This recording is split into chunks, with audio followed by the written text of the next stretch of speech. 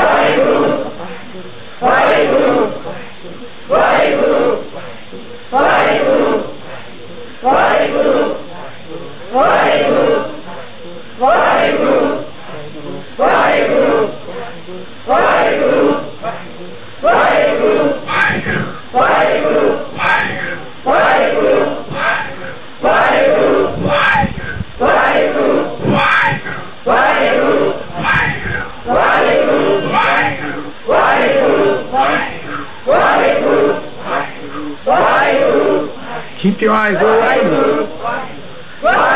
See the energy you create.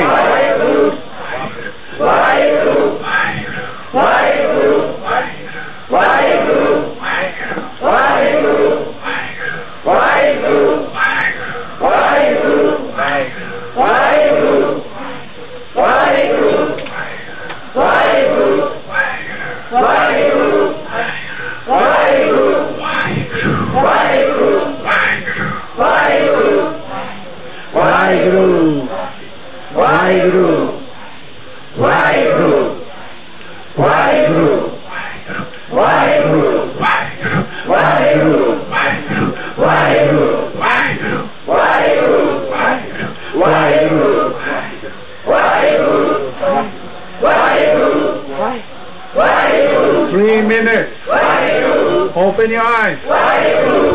Watch the energy.